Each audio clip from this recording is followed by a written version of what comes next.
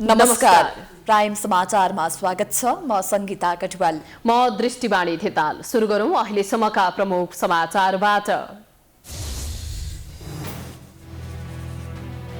राष्ट्रिय सभा उपनिर्वाचनमा सत्तारूढ दल एमालेका तर्फबाट रामबहादुर थापा र विपक्षी दलका तर्फबाट संघीयताविद डाक्टर खिमलाल देवकोटा भिड्दै। एमाले एक ठिक्का बनाउन 2075 जेठ 2 गतेको अवस्थामा फर्किनुपर्ने माधव नेपालको अडान यथावत। दल र नेताहरूको छलफल र दौडधोप बाक्लियो। रोकियो अन्तर्राष्ट्रिय उडान। उडान रोक्ने दिन अर्थात् बिहिबार दिनभर जसो त्रिभुवन अन्तर्राष्ट्रिय विमानस्थलमा यात्रु र विमानको चाप। कोरोना संक्रमित बेड नपाएर छटपटाउँदै गर्दा 1423 आइसियु बेड खाली रहेको सरकारी तथ्याङ्क। विभिन्न स्थानमा आइसोलेसन बेड निर्माण जुट्दै नेपाली सेना। सुनको मूल्य शुक्रबार तोलामा 1100 रुपैयाँले बढ्यो 91,700 रुपैयाँमा। कारोबार चाँदी प्रति तोला 1330 रुपैयाँमा। पूर्वी अफगानिस्तानमा आतंकवादीहरूको हमलामा परेर अफगान सुरक्षा बलका कम्तीमा 11 सदस्यहरू मारिए। अमेरिकी सेना बाहिरलाई हुँदा बढ्दै हिंसाका घटना। र युरोपा लिग फुटबलको फाइनलमा भिलारियल र म्यान्चेस्टर युनाइटेड, आर्सेनल र रोमा सेमिफाइनलमै रोकिए।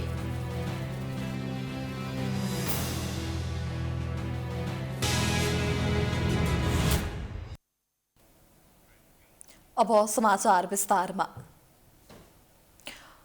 सत्तारूढ दल एमालेको तर्फबाट रामबहादुर थापा र कांग्रेस माओवादी केन्द्र लगायत विपक्षी दलहरूको तर्फबाट डाक्टर खिमलाल देवकोटाले राष्ट्रिय सभा उपनिर्वाचनमा उम्मेदवारी दर्ता गराउनु भएको छ। आगामी जेठ 6 गते हुने राष्ट्रिय सभा उपनिर्वाचनको मनोनयन दर्ता भएसँगै निर्वाचन आयोग उम्मेद्वारको नामावली पनि आजै प्रकाशन गर्ने तयारीमा जुटेको छ। राष्ट्रिय सभा उपनिर्वाचनको लागि नेकपा एमालेको तर्फबाट गृहमन्त्री रामबहादुर थापा बादल नै उम्मेद्वार बन्नु भएको छ। हेलिकप्टरबाट शुक्रबार बिहान हेटौडा पुग्नुभएका बादलले बागमती प्रदेश अन्य समूहतर्फ रिक्त भएको राष्ट्रिय सभा सदस्यको उपनिर्वाचनका लागि उम्मेदवारी दर्ता गराउनु भएको हो। यस्तै उपनिर्वाचनका लागि नेपाली कांग्रेस, नेकपा माओवादी केन्द्र लगायत विपक्षी दलहरूले एमालेको नेपाल खनाल पक्षका संघीयताविद डाक्टर खिमलाल देवकोटालाई सभा उम्मेद्वार बनाएका छन्। डाक्टर देवकोटाले समेत उम्मेदवारी दर्ता गराउनु भएको छ। एमालेको मत विभाजित हुने अवस्थामा अन्य दल सहित मिलेकाले बादल भन्दा देवकोटाको जित सहज देखिएको छ।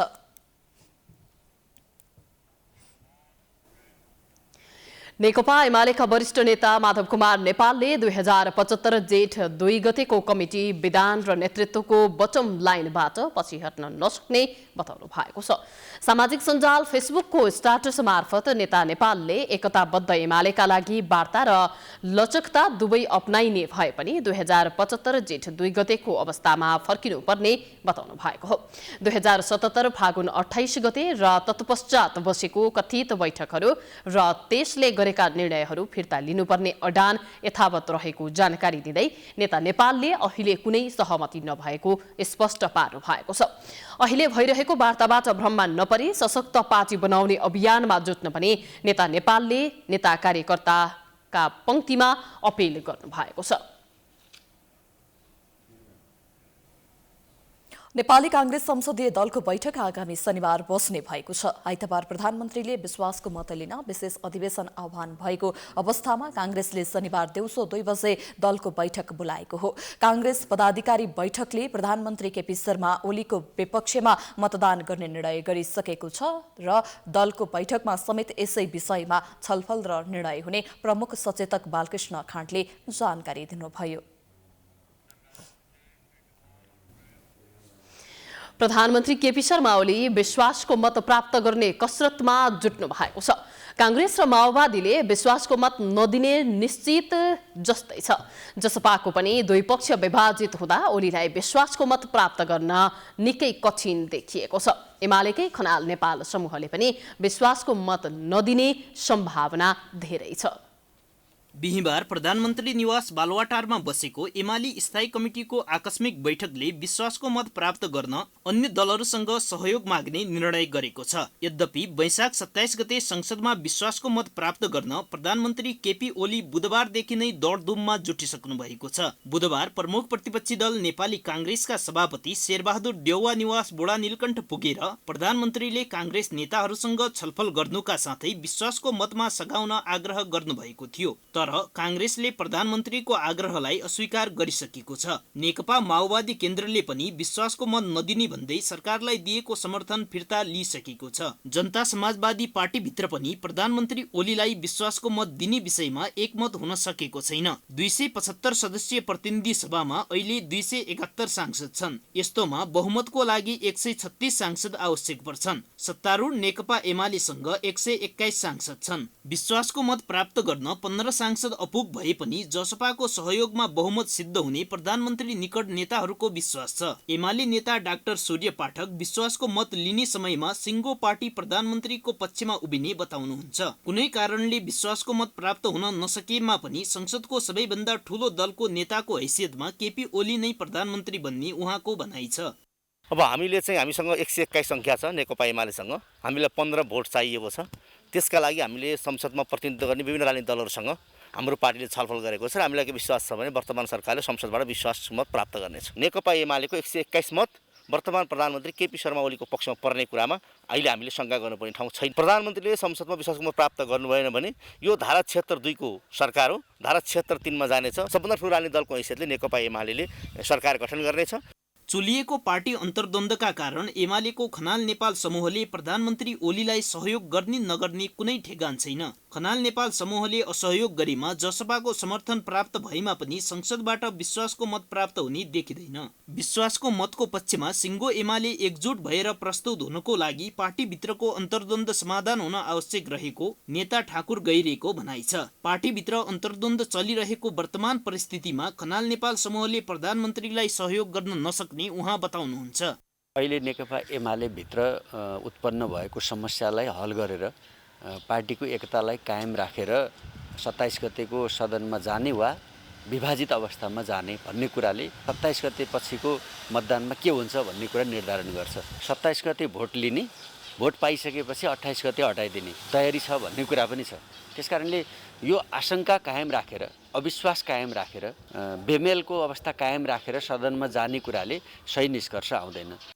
वैशाख 27 गते प्रधानमन्त्री ओलीलाई विफल तुल्याउन खनाल नेपाल समूहका सांसदहरूले फ्लर क्रस गर्ने वा अगावै सामूहिक राजीनामा दिने धेरैको आकलन छ। तर खनाल नेपाल समूहले कुनै निर्णय गरि नसकेकाले यस्तै हुन्छ भनेर ठोकुवा साथ भन्न सकिने अवस्था भने छैन। क्यामेरामा राधिका श्रेष्ठका साथमा प्रकाश जोशी, काठमाडौँ। संघीय संसदको चौथो दल जनता समाजवादी पार्टी औपचारिक फुटको संघारमा पुगेको छ। प्रधानमन्त्री केपी शर्मा ओली नेतृत्वको सरकार टिकाउने वा विपक्षी गठबन्धनमा सामेल भएर सरकार गिराउने भन्ने खेलमा शीर्ष नेता र सांसदहरूबीच मत भिन्नता बढ्दा 2077 वैशाख 10 गते चमत्कारिक रूपमा एक भएका संघीय समाजवादी पार्टी र राष्ट्रिय जनता पार्टीबीच विभाजनको मुखमा पुगेका हुन्। आन्तरिक विवाद र शीर्ष नेताहरूको स्वार्थ बाजिँदा जनता समाजवादी पार्टीले एकीकरणका सम्पूर्ण प्रक्रिया अहिलेसम्म टुङ्ग्याउन सकेको छैन। विगत लामो समयदेखि संघीय समाजवादी पार्टी र राष्ट्रिय जनता पार्टी पक्षधर नेताहरूबीच विवाद चुलिए पनि अहिले प्रधानमन्त्री ओलीको पक्षमा उभिएका जसपा अध्यक्ष महन्त ठाकुर र वरिष्ठ नेता राजेन्द्र महतो बीच नै अन्तर्विरोध चुलिएको छ। प्रधानमन्त्री ओलीको पक्षमा बहुमत सिद्ध गर्न ठाकुरले जारी राखेको हस्ताक्षर अभियानमै ब्रेक लागेको छ भने अधिकांश नेताहरू ओली सरकारको विकल्पमा खोल्न थालेका छन्। अहिलेसम्म हाम्रो पार्टीले औपचारिक रूपमा केपी शर्मा ओलीजीको विश्वास मत दिने निर्णय गरेको छैन र मलाई लाग्छ त्यो परिस्थिति बन्दैन। प्रधानमन्त्री ओलीलाई विश्वासको मतमा सघाउनु पर्ने पक्षमा रहेका अध्यक्ष ठाकुरको अभियानमा साथ दिइरहेका जसपाका वरिष्ठ नेता महतोका साथै कार्यकारिणी सदस्यहरू शरद सिंह भण्डारी र निर्जला राउतले नै हस्ताक्षर दुरुपयोग हुने सम्भावनाको विश्लेषणमा पुग्दा प्रधानमन्त्री ओलीको पक्षमा उभिने जसपाको मत कमजोर देखिएको छ। लुम्बिनीमा पार्टीका प्रदेश सांसद तथा पार्टीका नेतामाथि गरेको कारबाही फिर्ता र प्रधानमन्त्री ओलीलाई विश्वासको मत दिने विषयमा निर्णय लिन भन्दै एउटा पत्रमा र पार्टीमा एकल अधिकार लिनका लागि भन्दै अर्को पत्रमा जसपाका अध्यक्ष ठाकुरले हस्ताक्षर अभियान चलाएसँगै झस्केका महतोले समेत साथ छोडेमा ठाकुर पार्टीभित्र नै झनै अल्पमतमा पर्नेछन्। यादव र डाक्टर भट्टराई नेतृत्वका तत्कालीन सङ्घीय समाजवादी पार्टी र ठाकुर महतोको तत्कालीन राजपा पार्टीमा विगत एकीकरणकै समयको अङ्कगणित अनुसार 17 सांसद छन्। दुवै समूहका एक सांसद निलम्बित रहेकाले 16 गरी 32 सांसद जसपासँग छ। तत्कालीन राजपा समूहका महेन्द्र प्रसाद यादव अहिले उपेन्द्र बाबुराम पक्षमा खुलिसकेका छन्। 18 सांसदले अविश्वासको प्रस्तावमा हस्ताक्षर गरिसकेको दावी गर्ने उपेन्द्र बाबुराम पक्षका नेताहरू वैशाख 27 सम्म आफ्नो पक्षमा सांसदको संख्या 22 पुग्ने दावी गरिरहेका छन्। कतै नखुलिसकेका सांसद शरद सिंह भण्डारी, उमाशंकर अर्गरिया र विमल श्रीवास्तवलाई समेत आफ्नो पक्षमा पार्न बाबुराम उपेन्द्र समूह अहिले पनि क्रियाशील छ। विपक्षी गठबन्धनमा उभिने मत जसपामा झन्झन बढ्दैछ। पार्टीमा काम गर्ने नेता कार्यकर्ताहरूलाई पार्टीको विभाजन भनेको सबभन्दा पीडाको अवस्था हो। कुरा बुझ्नु भएन?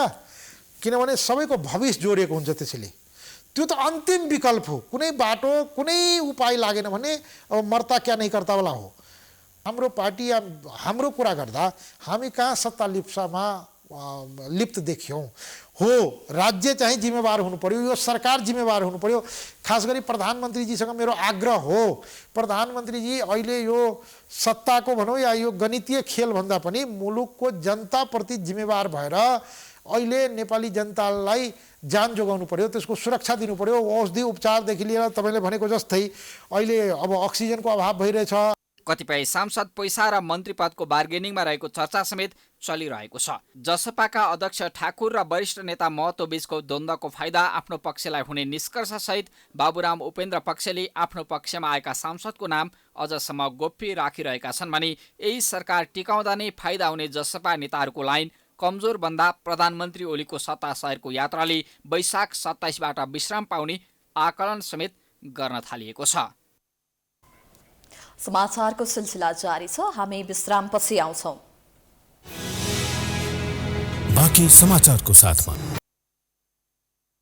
विश्रामपछि स्वागत छ। अब बाँकी समाचार। कोभिड-19 कोरोनाको दोस्रो लहरले तीव्रता पाएसँगै गए रातिबाट अन्तर्राष्ट्रिय उडान बन्द भएको छ। नागरिक उड्डयन प्राधिकरणले सरकारको निर्णय अनुसार मध्यराति 12 बजेपछिका सबै तालिका रद्द गरिएको जानकारी दिएको हो। अधिकांश अन्तर्राष्ट्रिय उडान रोकिए पनि भारतबाट सातामा 2वटा उडान भने यथावत रहने प्राधिकरणले जनाएको छ। भारतबाट एउटा उडान नेपाल एयरलाइन्स र एउटा एयर इन्डियाले उडान भर्नेछन्। यी उडानमा काठमाडौँ आउने यात्रुले अनिवार्य 10 दिन होटल क्वारेन्टिनमा बस्नुपर्ने व्यवस्था गरिएको छ। यात्रुले PCR नेगेटिभ आएको फोटो सहितको रिपोर्ट त्रिभुवन विमानस्थलमा अवतरणपछि बुझाउनुपर्ने प्रावधान छ।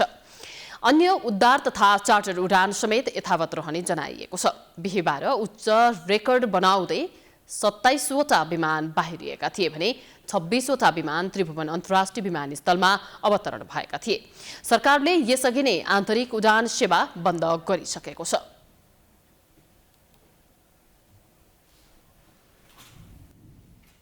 अहिले नेपालमा कोरोना संक्रमितको संख्या तीव्र गतिमा बढेसँगै अस्पतालहरूमा आइसियु र भेन्टिलेटरको अभाव चुलिएको भनिएको छ। तर सरकारी तथ्याङ्कलाई पत्याउने हो भने अहिले नै आइसियु र भेन्टिलेटरको अभाव भइसकेको छैन। 7वटै प्रदेशमा आइसियु र भेन्टिलेटर खाली रहेको स्वास्थ्य तथा जनसङ्ख्या मन्त्रालयको तथ्याङ्कले देखाउँछ। बिहिबारसम्मको सरकारी तथ्याङ्क अनुसार देशभर 1423वटा आइसियु बेड खाली रहेको छ।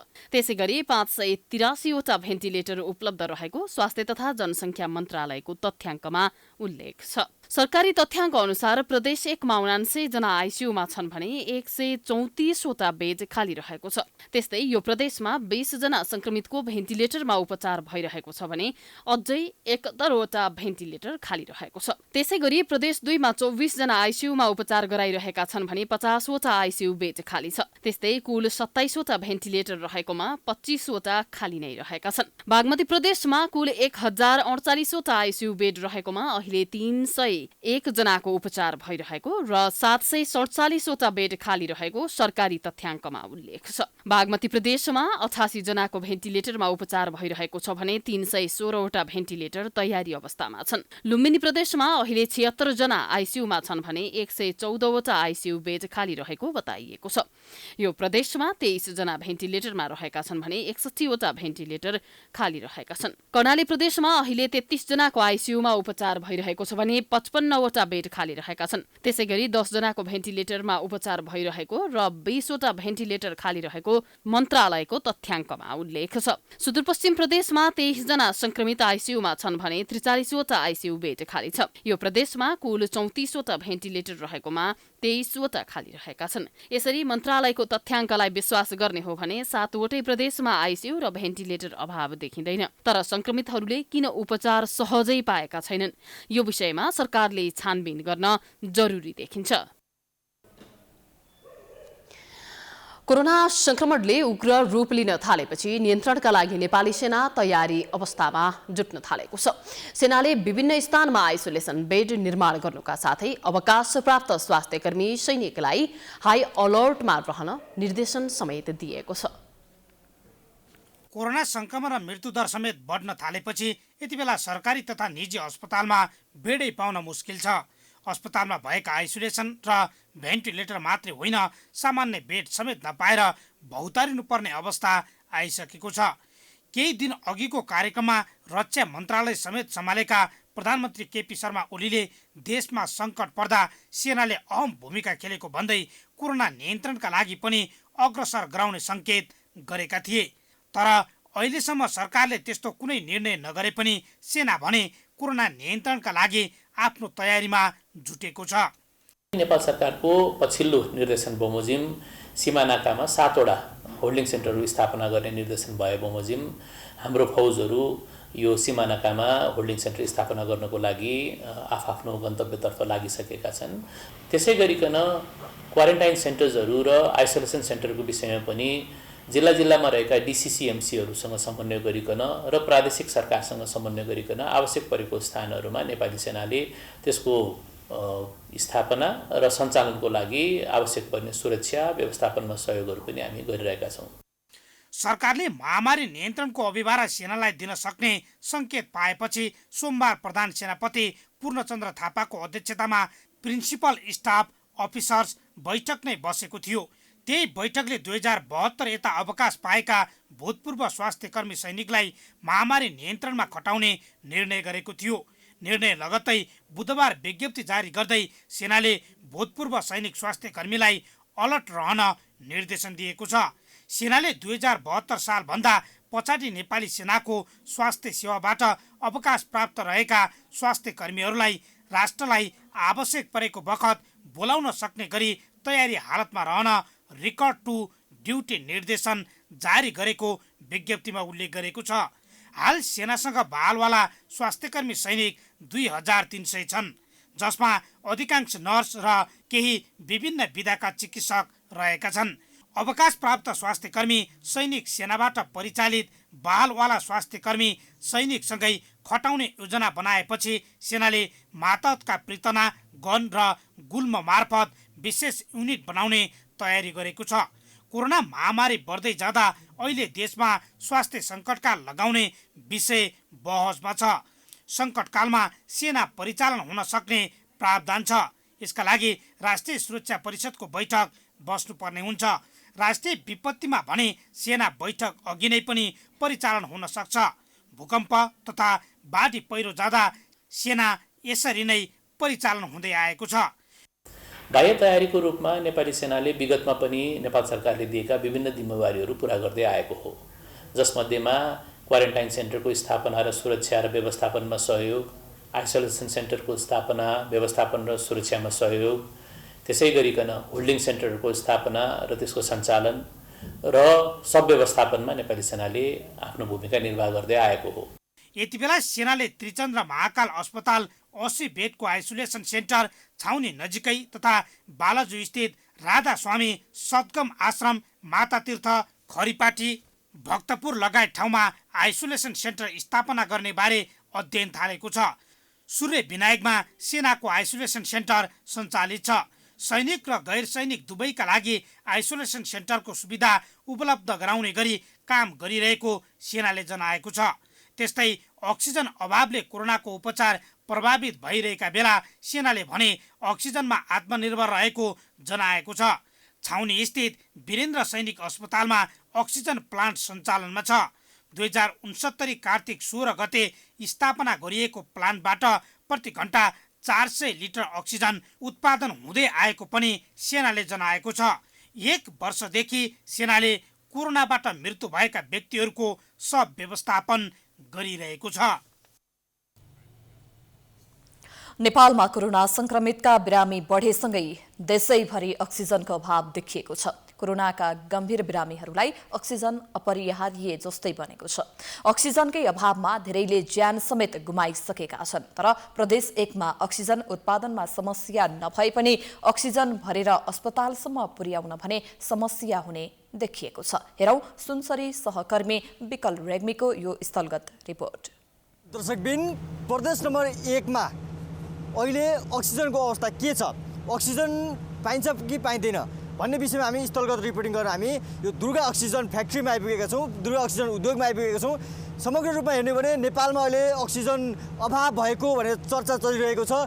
यथार्थ के हो, प्रदेश 1 मा के अवस्था छ भनेर हामी स्थलगत रूपमा फ्याक्ट्रीले कति उत्पादन गर्दैछ, कति क्षमता हो, बजारमा जाँदा कति मूल्य पर्छ, के छ विधि र बजारमा लानलाई अप्ठ्यारो छ कि छैन, के छ, यो समग्र विषयमा हामी उद्योगमा नै आएर स्थलगत रिपोर्ट गरिरहेका छौँ। स्थलगत रिपोर्टमा आउनुहोस्, हेरौँ अक्सिजन यस उद्योगतर्फ प्रवेश गरौँ। यसरी उत्पादन भइरहेको छ। हामी यो दृश्य तपाईँलाई देखाइरहेका छौँ। यहाँ अक्सिजन निर्माण गर्ने क्रम जारी रहेको छ। यो अक्सिजनको सिलिन्डरहरू हो, यहाँ अभाव छैन, यहाँ पर्याप्त मात्रामा अक्सिजन देख्न सक्छौँ। वासीलाई हामी के छन्, यहाँ 12 बजी बसेर पनि हामी माल दिन्छौँ। हामी हरेक मतलब के सहयोगको लागि तयारी छौँ। 24 आवर हामी के छ हामी आफै यहाँ बसेर उहाँ दाइहरू आउने यत्रो सहयोग छ हामी यहाँ बसेर पनि के छ नि उपलब्ध गराउँछ। आजसम्म कुनै कम्प्लेन छैन, 2 वर्ष भइसक्यो कि होइन। कोभिडको बिरामीहरूले अक्सिजन पाएनन् भन्ने एउटा प्रकारको बजारमा हल्ला छ, जुन चाहिँ विभिन्न सामाजिक सञ्जालबाट हल्ला फैलिरहेको छ। हामीले स्थलगत रिपोर्टिङ गर्दाखेरि स्थलगत रूपमा अक्सिजन उत्पादन गर्ने फ्याक्ट्रीहरूमा आएर हेर्दाखेरि त्यो अवस्था रहेन र सोही अक्सिजन उत्पादन भएको फ्याक्ट्री रहेको वडाका जनप्रतिनिधिसँग हामी कुरा गर्दैछौँ। जो अहिले बाहिरमा एक प्रकारका प्रचारबाजी भइरहेको अवस्था छ, त्यो चाहिँ म यहाँको माध्यमबाट म सबै के अरे आम पब्लिक समुदायमा अनुरोध पनि र जानकारी पनि गर्न चाहन्छु कि इटरी उपमहानगरपालिकाबाट भएका सम्भवतः बिरामी नहोस्, यदि त्यस्तो क्वारेन्टाइनमा या आइसोलेसनमा आइसकेको बिरामीहरूलाई इटरी उपमहानगरपालिका अवस्थित यो 13 नम्बर वडामै तपाईँको यो अक्सिजन ग्यास के उपलब्ध प्रशस्त मात्रामा छ। त्यसको लागि सबैमा आएर विनम्र अनुरोध छ। यो अक्सिजनको कारणले यस्तो भयो उस्तो भयो हामी पाएनौँ भन्ने चाहिँ त्यो अभाव चाहिँ नहुने अवस्था छ। त्यसैले यहाँहरूलाई चाहिँ म ढुक्क हुन चाहिँ अनुरोध पनि गर्न चाहन्छु।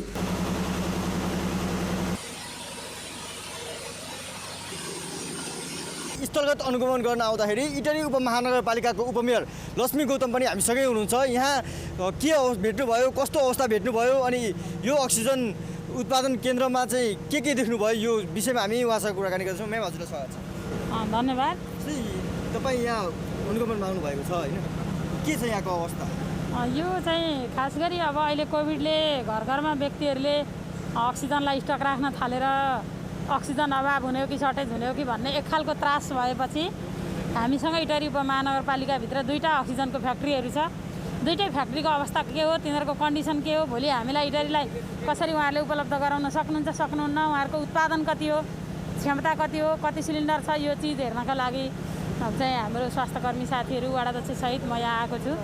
अर्को फ्याक्ट्रीमा पनि म जाँदैछु र यहाँ अहिले जति पनि उहाँहरूले चाहिँ ग्यास उत्पादन गर्न सक्नुहुन्छ, अक्सिजन उत्पादन गर्न सक्नुहुन्छ, उहाँहरूसँग भएको सिलिन्डर पनि अहिले सबै खपत भइरहेको छैन।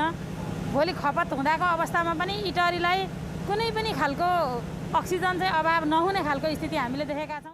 उहाँहरूले भनेअनुसार अहिले अक्सिजनको उत्पादनको समस्या छैन, तथापि अक्सिजन ग्यास सिलिन्डर त्यो चाहिँ अभाव हुने सम्भावना देखिन्छ। तसर्थ अक्सिजन ग्यास भर्ने जुन सिलिन्डर छ त्यसलाई चाहिँ पर्याप्त मात्रामा उपलब्ध गराउन सरकारी पक्ष र विभिन्न सरकारवाला निकायले ध्यान दिनु आवश्यक देखिन्छ।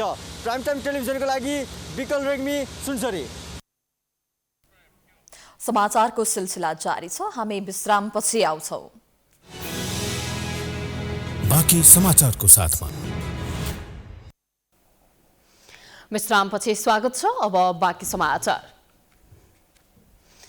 काठमाडौँ उपत्यकामा दोस्रो चरणको निषेधाज्ञाको पहिलो दिन नै सुरक्षा व्यवस्था निकै कडा बनाइएको छ। यसअघि निषेधाज्ञाको उल्लङ्घन गर्नेलाई सचेत गरेर होल्ड गरी छोड्ने गरिएकोमा काठमाडौँ उपत्यकामा बिहिबारबाट भने निषेधाज्ञा नमान्नेलाई प्रहरीले जरिवाना लिन सुरु गरेको छ। महानगरीय प्रहरी परिसर काठमाडौँले निषेधाज्ञा नमान्नेलाई संक्रामक रोग ऐन 2020 अनुसार जिल्ला प्रशासन कार्यालयले जारी गरेको रसिदका आधारमा 100 रुपैयाँ जरिवाना लिन थालेको छ। निषेधाज्ञालाई थप प्रभावकारी बनाउन निषेधाज्ञा नमान्नेलाई जरिवाना लिन सुरु गरिएको हो। वैशाख 21 र 22 मा महानगरीय प्रहरी परिसर ललितपुरले 84 जनालाई जरिवाना गराएको छ। बिहिबारबाट जरिवाना लगायत कारबाहीमा थप कडाई गरिने प्रहरीले जनाएको छ।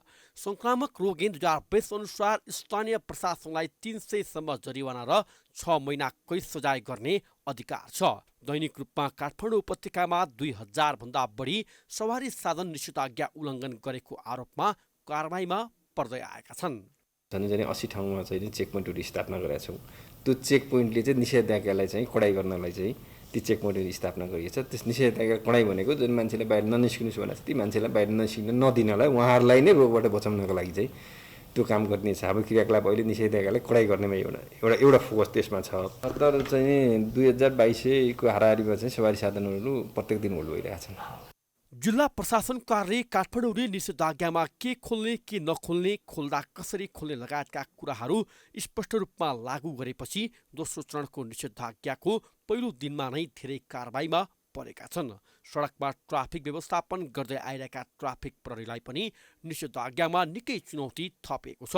न त खानाको ठेगान न त आराम गर्ने ठाउँ, शौचालयको व्यवस्था समेत नहुँदा शास्ति भोग्न बाध्य छन्। सङ्क्रमित अहिले झन् 30 जनाको सङ्ख्या चाहिँ हाम्रो सङ्क्रमित भइसकेको अवस्था छ यहाँभित्रको। अब जोखिमको अवस्था कुरा गर्नुभयो भने ट्राफिक प्रहरी अहिले तपाईँले नै भनिसक्नुभयो, ट्राफिक प्रहरीले अहिले निषेधाज्ञा पालना गराउनको लागि चाहिँ फ्रन्ट लाइनमा बसेर काम गरिरहेको छ। किनभने सबभन्दा पहिले चाहिँ बाहिरको मान्छेसँग ठोकिनै पर्ने बाध्यता छ हामीसँग, बाध्य छौँ हामी त्यो मान्छेसँग नठोकिकन हामीले त्यो मान्छे हो कि होइन, आउनुपर्ने मान्छे हो कि होइन चेक जाँच गर्न सक्दैनौँ। चेक जाँच गर्ने क्रममा हामीले ठोकिनै पर्छ। अनि सरदर मैले भने 30, 40, 50 कति हजारसम्म मान्छे निस्किन्छन् त्यो मान्छेसँग चाहिँ गाडी निस्किन्छ, त्यो गाडीसँग प्रत्येक गाडी हामीले चेक गर्छौँ। चेक गर्दा प्रत्येक गाडीसँग हामी ठोकिन्छौँ र त्यो ठोक्याइको असर चाहिँ के हो भने त्यो मान्छेसँग कन्ट्याक्टमा हामी जाने भयौँ, नजिक जानु पऱ्यो, सोध्नु पऱ्यो, कागज हेर्नु पऱ्यो, भनेपछि उसको त कन्ट्याक्टमा गयौँ। हामी कन्ट्याक्टमा गएको हिसाबले फ्रन्ट लाइनमा बसेर प्रत्येक चाहिँ नि गाडीका सवारी साधनको चालकको कन्ट्याक्टमा गएको हिसाबले हामी चाहिँ उच्च जोखिममा छौँ। उपत्यकाको सुरक्षा व्यवस्था कडा बनाउन 1500 ट्राफिक खटिएका छन् भने 80 भन्दा बढी स्थानमा चेक पोइन्ट राखिएको छ। हालसम्म 30 जना ट्राफिक प्रहरीलाई कोरोना संक्रमण भएको छ। निषेधाज्ञामा कडाई गरिएसँगै होल्डिङमा मात्रै राखिएका सवारी साधनलाई समेत जरिवाना लिन सुरु गरिएपछि उल्लङ्घनमा केही कमी आउने परेको दाबी छ। मोरङको रतुवामाई नगरपालिकाका युवाहरू व्यावसायिक रूपमा कृषि पेसामा आकर्षित भएका छन्। लामो समयसम्म वैदेशिक रोजगारीमा गएका युवाहरू स्वदेश फर्केसँगै नेपालमै रोजगारी सिर्जना गरी सामूहिक कृषि पेसामा आकर्षित भएका हुन्। रतुवामाई नगरपालिकाका 8 झुना बारीका कार्की परिवार सामूहिक रूपमा कृषि पेसामा आबद्ध भएका छन्। वैदेशिक रोजगारीपछि स्वदेश फर्केका युवाहरूले झुनाबारीमा 11 बिघा जग्गा खरिद गरी कृषि फर्म सञ्चालन गरेका छन्। युवाहरूले बुवा आमाको नामबाट दुर्गादेवी मल्टिपर्पज नामको कृषि फर्म स्थापना गरेर सामूहिक लगानीमा कृषि पेसा गर्न थालेका हुन्। हामी आफ्नो गाउँघरमा चाहिँ काम गर्न भनेर पर्यो भने के गर्ने भनेर वैदेशिक गइन्थ्यौँ। उहाँ गएपछि जे काम लगाए पनि गर्नु पर्थ्यो। हामीले यति मेहनत गर्नु पर्थ्यो। 12 घण्टादेखि लिएर 18 घण्टा ननिसो खट्दा पनि उहाँ काम मालिकहरू खुसी हुँदैन थिए। त्यही भएर यही उहाँको परिश्रम हामीले यहाँ आफ्नो स्वदेशमा गरौँ, आफ्नो घर ठाउँमा गरौँ। हाम्रो योजना चाहिँ पहिला यहाँभन्दा बाहिरै गर्ने थियो, हाम्रो जिल्लाभन्दा ठाउँभन्दा बाहिर गर्ने थियो, क्षेत्रफल नभएको नमिलेको कारणले। पछि फेरि हाम्रो सल्लाह भयो कि हामी आफ्नै गाउँमा गरौँ, कमाउनु सम्पत्ति कमाउनु भन्दैन आफ्नै गाउँघरमा गरौँ, ऊर्जा जागरण गरौँ, खेती किसानबाट पनि कृषिबाट पनि हामीलाई केही हुँदो रहेछ भनेर चाहिँ देखाउनको लागि पनि हामीले यो सुरु गरेको। युवाहरूले कृषि फर्म सञ्चालनका लागि हालसम्म 7 करोडभन्दा बढी लगानी भएको जनाएका छन्। फर्म पूर्ण रूपमा सञ्चालनमा आउँदासम्म 12 करोड लगानी पुग्ने उनीहरूको भनाइ छ। फर्ममा उन्नत जातका विभिन्न पशुपन्छी तथा जलचर प्राणीहरूको व्यावसायिक रूपमा पालन पोषण मात्रै नभएर तिनीहरूको उत्पादन गर्ने उद्देश्य भएको उनीहरूको भनाइ छ। उहाँको जे जति आय आर्जन गरियो यहाँ केही नेपालमै आफ्नै गाउँठाउँमा केही गरौँ भनेर दाजुभाइ आफ्नो परिवार मिलेर आफ्नो परिवार एकसाथ जुटौँ भनेर चाहिँ गर्न लागेको योजना हो। अब यसमा अब हाम्रो माछा पोखरी छ। माछा पोखरी अब हाम्रो 1 बिघाको प्लटमा खनिएको छ। त्यस पछाडि भनेको हामीले बङ्गुरको खोरो निर्माण गर्दैछौँ, टर्कीको, कडकनाथको। मोरङको रतुवामाई धान उत्पादनको लागि पकड क्षेत्र हो, जहाँ हिउँदे र बर्खे गरी 2 बाली धान उत्पादन हुने गर्दछ। सो क्षेत्रको मुख्य आम्दानीको स्रोत भनेकै धान हो। तर कार्की परिवारले भने धान उत्पादन हुने खेतलाई मासेर कृषि फर्म सञ्चालन गरेका छन्। परम्परागत रूपमा चल्दै आएको धान खेतीबाट कम आम्दानी हुने भएको भन्दै कृषि फर्म सञ्चालनमा ल्याएको उनीहरूको भनाइ छ। कि मलाई पछाडि लकडाउन त्यस्तो भएपछि नै मलाई पछाडि बोलाइरहेको थियो। अनि फेरि कति जाइरहेको छ विदेश भन्ने कुरा आयो। अनि फेरि सोच त मैले बनाएको होइन, यो दाजुहरूले नै बनाएर यस्तो गर्नुपर्छ। अब कति गरेर बुढो भएर नि आएर यही नेपालमा केही गर्नुपर्ने हो। अहिले नि त्यो पछि आएर नि मैले यहीँ नगरी हुँदैन थियो र अहिले यसो गर्नुपर्छ भनेको त्यसैमा लागेर यो गरेको छ। वैदेशिक रोजगारीमा विभिन्न चुनौतीहरू भएको भन्दै स्वदेशमै रोजगारी सृजना गरी व्यवसाय थालेको युवाहरूको भनाइ छ। हाल फर्मबाट उन्नत जातको घाँस र माछा उत्पादन हुँदै आएको छ। त्यस्तै बङ्गुर, टर्की र बाख्रा भने लकडाउनका कारण फर्ममा भित्राउन नपाएको उनीहरूको भनाइ छ। फर्म पूर्ण रूपमा सञ्चालनमा आए 30 जना भन्दा बढीले रोजगारी पाउने र वार्षिक 1 करोडसम्मको आम्दानी गर्ने उनीहरूको लक्ष्य रहेको छ। प्राइम टाइम्स टेलिभिजनका लागि मोरङबाट कुमार खड्काको रिपोर्ट। कोरोना संक्रमणको जोखिम बढ्दै गएपछि चितवनमा स्वाब परीक्षण गर्नेहरूको संख्यामा वृद्धि भएको छ। तर स्वाब परीक्षणका लागि प्रयोगशालामा कर्मचारीको अभाव देखिएको छ। परीक्षणका लागि प्रयोगशालामा राखिएको स्वचालित PCR मसिन सञ्चालनमा नआउँदा रिपोर्ट ढिला आउने गरेको स्थानीयको गुनासो छ। भरतपुर अस्पतालको सेवालाई छिटो र भरपर्दो बनाउन स्वास्थ्य विभागले स्वचालित PCR मेसिन गत मङ्सिर महिनामा अस्पताललाई उपलब्ध गराएको थियो। तर अस्पतालले अहिलेसम्म मेसिन प्रयोगमा नल्याउँदा स्थानीयले समयमा सेवा पाउन सकेका छैनन्। जसको मारमा प्रयोगशालाका कर्मचारीहरू परेका छन् भने सेवाग्राहीले पनि अघिल्लो दिन दिएको स्वाबको रिपोर्ट भोलिपल्ट मात्रै पाउने गरेका छन्। स्वाबमा दैनिक 200 बढी स्वाब आउन थालेको प्रयोगशालाका कर्मचारीको भनाइ छ। मेसिन जडान भएमा अहिलेकै जनशक्तिले दैनिक 500 स्वाबसम्म परीक्षण गर्न सक्नेछन्। तर अहिले दिनरात गरी 200 स्वाब मात्र परीक्षण गरिएको प्रयोगशालाले जनाएको छ। स्याम्पलको लोड धेरै भएपछि समस्या हुने स्वाभाविक हो। हामी सम्पूर्ण हाम्रो साथीहरू हाम्रो जुन टिम छ, टिमले चाहिँ आफ्नो ड्युटी आवर नभनिकन, जस्तै नर्मल्ली हाम्रो 7 देखि 8 घण्टा ड्युटी आवर हो भने हाम्रो ड्युटी सेड्युल अनुसार मात्रै नभइकन अरू समयमा पनि दिनरात गरेर खटिराख्नु भएको छ हैन। अब हाम्रो जस्तै फुल्ली अटोमेटिक एक्सट्र्याक्सन नभइकन हामीले चाहिँ म्यानुअल टेस्ट गर्नुपर्ने भएको कारणले गर्दाखेरि थोरै मेन पावरले धेरै टेस्ट गर्नुपर्ने भएको कारणले गर्दाखेरि हामीले त्यो सुविधा गाह्रो भएको छ। भरतपुर अस्पतालका निमित्त प्रमुख मेडिकल सुपरिन्टेन्डेन्ट डाक्टर जगन्नाथ तिवारीले भने अस्पतालको भवनमै मेसिन जडान गर्न लागेकोले मेसिन सञ्चालनमा ढिलो भएको बताउनु भएको छ। डाक्टर तिवारीले 1 महिनाभित्र उक्त मेसिन जडान गरी सेवा दिने बताउनु भयो। लामो समय भइसक्यो अस्पतालमै, भरतपुर अस्पतालमै जुन हाम्रो अहिलेको चाहिँ PCR ल्याब छ, जुन चाहिँ यहाँ चाहिँ हाम्रो अर्कै भवनमा चाहिँ सञ्चालन छ, यो पशुपक्षी तथा अन्वेषण प्रयोगशाला भन्ने छ, त्यहाँ चाहिँ सञ्चालित छ विगत वर्षदेखि नै हो। र हामीले चाहिँ यहाँभित्र चाहिँ कोठाहरू सबै व्यवस्थापन गरिसकेका छौँ र त्यो भित्र चाहिने इक्विपमेन्टहरू अहिले हाम्रो इक्विपमेन्टहरू युज भइरहेको उहाँहरूकै हो। धेरै जसो इक्विपमेन्ट उहाँहरूको छ त्यो रामपुर क्याम्पसकै। त्यो भएको कारणले गर्दाखेरि त्यो हाम्रो खरिद प्रक्रियामा अन्तिम चरणमा पुगिसकेको छ। अब त्यो व्यक्तिले जसले चाहिँ सप्लाई गर्ने उसको चाहिँ टेन्डर पनि स्वीकृत भइसकेको छ। जिल्लामा 3वटा कोरोना परीक्षण प्रयोगशाला रहेका छन्, तर धेरै चाप भरतपुर प्रयोगशालामा हुने गरेको छ। प्रयोगशालाभित्र काम गर्ने जम्मा 5 जना मात्रै प्राविधिक रहेका छन् भने सुरक्षा गार्ड सहित 7 जना कर्मचारी कार्यरत रहेका छन्। अस्पतालले स्वचालित PCR मेसिन समयमा सञ्चालन गर्न नसक्दा कर्मचारीहरूलाई रातिसम्म काम गर्नुपर्ने बाध्यता भएको छ भने स्वाब दिएकाहरूले पनि रिपोर्ट कहिले आउँछ भनेर कुरेर बस्नुपर्ने अवस्था बनेको छ। प्राइम टाइम्स टेलिभिजनका लागि चितवनबाट रबिना पौडेलको रिपोर्ट।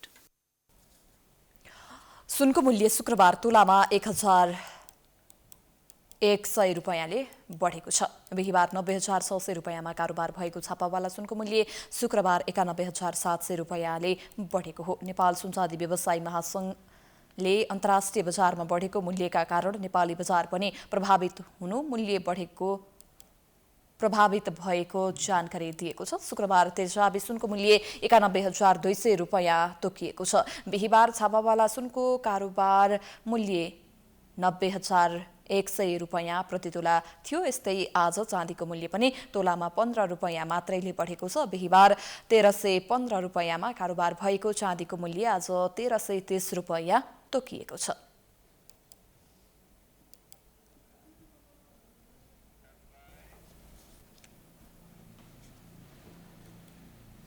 अब अन्तर्राष्ट्रिय समाचार।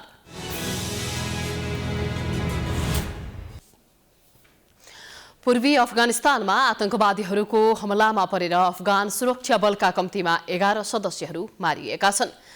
गजानी प्रान्तको ख्वाजा ओमारी जिल्लामा तालिबान विद्रोहीहरूले 3 सुरक्षा चौकीमा आक्रमण गरेपछि अफगानिस्तानका 4 प्रहरी र 2 राष्ट्रिय गुप्तचर अधिकारीको मृत्यु भएको जिल्ला प्रमुख अहमद जिया याकोबीले जानकारी दिएका छन्।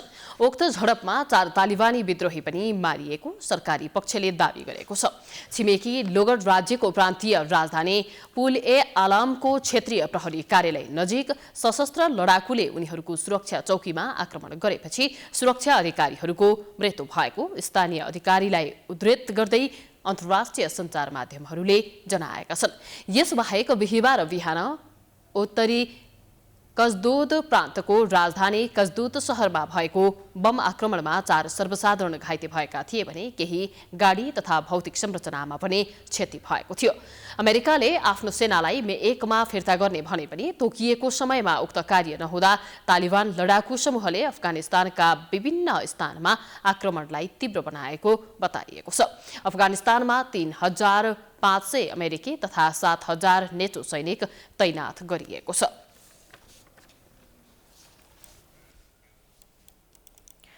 मालदिप्सका पूर्व राष्ट्रपति एवं बहालवाला सभामुख मोहम्मद नासेद राजधानी मालेमा भएको विस्फोटमा घाइते भएका छन्। स्थानीय सञ्चार माध्यमहरूका अनुसार राजधानी मालेको निलो आफरू मागु इलाकामा उनी सडेको कार नजिकै विस्फोट भएको हो। मालदिप्स प्रहरीले ट्विट मार्फत घटनाबारे जानकारी दिँदै घाइते भएका मालदिप्सको संसदका बहालवाला सभामुख समेत रहेका पूर्व राष्ट्रपति नासिदको एक अस्पतालमा उपचार भइरहेको जनाएको छ। अस्पतालका अनुसार मोहम्मद नासिदलाई धेरै ठाउँमा चोट लागेको भए पनि उनको स्वास्थ्य अवस्था स्थिर रहेको बताइएको छ। प्रहरीले घटनास्थल नियन्त्रणमा लिएर अनुसन्धान भइरहेको जनाएको छ। नासिदका समर्थकहरू अहिले अस्पताल बाहिर भेला भएका छन्। मालदिप्सका हालका राष्ट्रपति इबो सालिहले एउटा ट्विटर सन्देश लेख्दै प्रहरीले उक्त घटनाको सम्बन्धमा छानबिन थालेको जानकारी गराएको छ।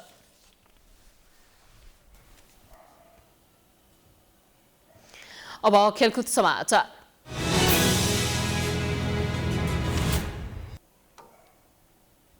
नेपाल सुपर लिग एनएसएलमा आज अङ्कतालिकाको पुच्छारमा रहेका 2 टिम पोखरा थन्डर्स र एफसी चितवन बीच प्रतिस्पर्धा हुँदैछ। दशरथ रङ्गशालामा साँझ 5:30 बजे सुरु हुने खेलमा दुवै टोलीलाई जितको दबाव रहेको छ। राष्ट्रिय टोली र त्रिभुवन आर्मी क्लबका टिम मेट नवयोग श्रेष्ठको कप्तानीमा रहेको पोखरा र भरत खवासको कप्तानीमा रहेको चितवन एनएसएलमा राम्रो लय भेटाउन सङ्घर्षरत हुनेछन्। चितवनको 4 खेलबाट 2 अङ्क छ भने पोखराले 5 खेलबाट 5 अङ्क मात्र जोडेको छ। आजको खेल बराबरी वा पराजित भएको अवस्थामा दुवै टोलीको प्लेअफ प्रवेशको सम्भावना सकिनेछ। चितवनले त आजको खेल जितेको अवस्थामा पनि प्लेअफ प्रवेशका लागि अन्य टोलीको नतिजामा भर पर्नुपर्ने अवस्था हुन्छ। यसअघि हिजो भएका खेलमा ललितपुर सिटी एफसी र काठमाडौँ रेजर्सले आफ्नो खेलमा जित हासिल गरेका थिए।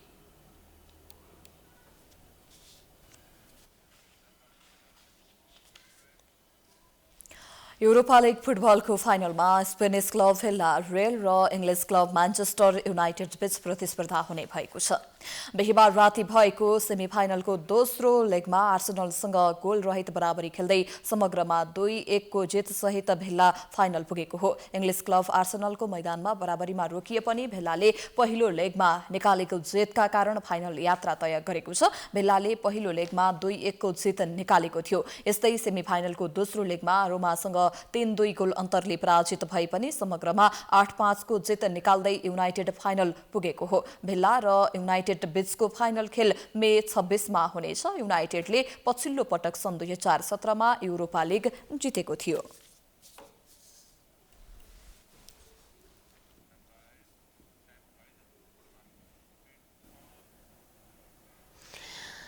स्पेनिस टेनिस खेलाडी राफायल नाडाल र जापानिज खेलाडी नाओमी ओसाकाले लाभ्रेवस स्पोर्ट्स अवार्ड पाएका छन्।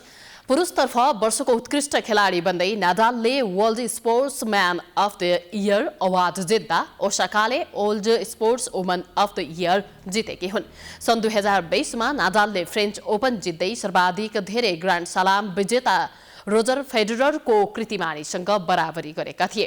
ओसाकाले गत वर्ष युएस ओपन जितेकी थिइन्। यस्तै जर्मन क्लब बायर्न म्युनिकले world team of the year award प्राप्त गरेको छ।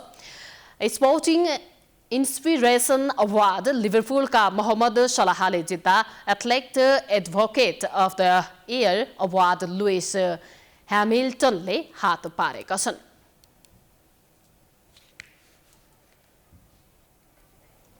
यो सँगै हामी समाचारको अन्त्यमा आइपुगेका छौं। जाँदा जाँदै प्रमुख समाचार पुनः एकपटक। राष्ट्रिय सभा उपनिर्वाचनमा सत्तारूढ दल एमालेका तर्फबाट रामबहादुर थापा र विपक्षी दलका तर्फबाट संघीयताविद डाक्टर खिमलाल देवकोटा भिड्दै। एमाले एक ठिक्का बनाउन 2075 जेठ 2 गतेको अवस्थामा फर्किनुपर्ने माधव नेपालको अडान यथावत। दल र नेताहरूको छलफल र दौडधुप बाक्लियो। रोकियो अन्तर्राष्ट्रिय उडान रोक्ने दिन अर्थात् बिहिबार दिनभर जसो त्रिभुवन अन्तर्राष्ट्रिय विमानस्थलमा यात्रु र विमानको चाप। कोरोना संक्रमित बेड नपाएर छटपटाउँदै गर्दा 1423 वटा आइसियु बेड खाली रहेको सरकारी तथ्याङ्क। विभिन्न स्थानमा आइसोलेसन बेड निर्माणमा जुट्दै नेपाली सेना। सुनको मूल्य शुक्रबार तोलामा 1100 रुपैयाँले बढ्यो। 91,700 रुपैयाँमा कारोबार। चाँदी प्रति तोला 1330 रुपैयाँमा कारोबार हुँदै। पूर्वी अफगानिस्तानमा आतंकवादीहरूको हमलामा परेर अफगान सुरक्षा बलका कम्तीमा 11 सदस्यहरू मारिए। अमेरिकी सेना बाहिरिन ढिलाइ हुँदा बढ्दै हिंसाका घटना। र युरोपा लिग फुटबलको फाइनलमा भिल्लारियल र म्यान्चेस्टर युनाइटेड, आर्सेनल र रोमा सेमिफाइनलमै रोकिए।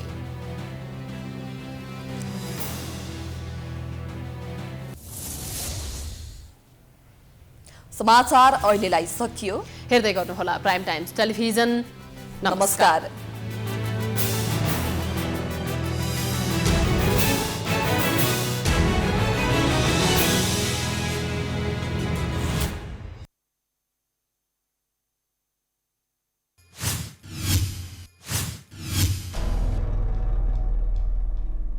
This is Times Broadcasting Networks.